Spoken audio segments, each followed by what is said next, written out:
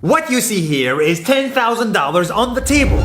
You can take this money as a loan, but I will charge you a little bit of interest rate. Like most people, you take the money and you go buy a nice car. But in 10 years, it's time to pay me back.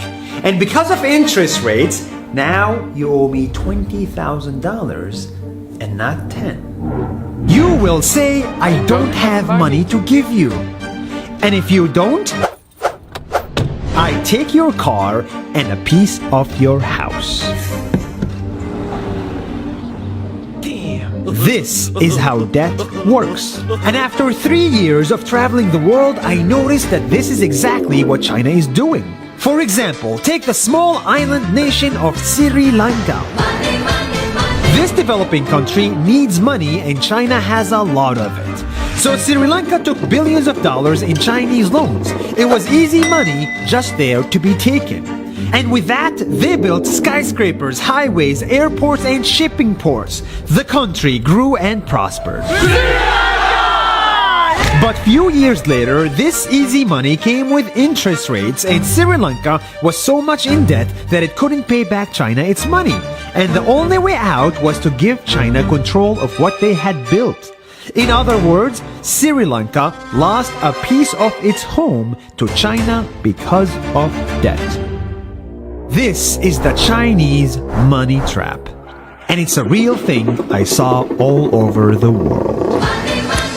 In Papua New Guinea, I saw $2 billion in loans given by the Chinese to build skyscrapers, infrastructures, and ports. But there is no way this remote developing country can pay it back or its interest rate. And the only way out is to give China control of the country. In the Maldives, Pakistan, Malaysia, Laos, Kazakhstan, Mongolia, Egypt, Kenya, and South Africa, the same thing is happening, and many countries are struggling to pay back Chinese loans. If you look closely, all these infrastructure projects like highways, ports, and bridges connect to China through the sea or through the land to form something far bigger, far more powerful than just a bridge, a new Silk Road. The world is already made by China, and I think slowly it will be owned by China.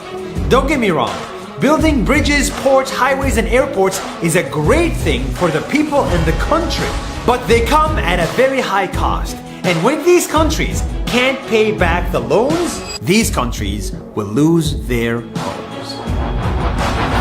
One thing my parents had taught me is that there's no such thing as a free lunch or a free ride. So if we're not careful with our money or other people's money, then we better start learning Chinese. 下周见。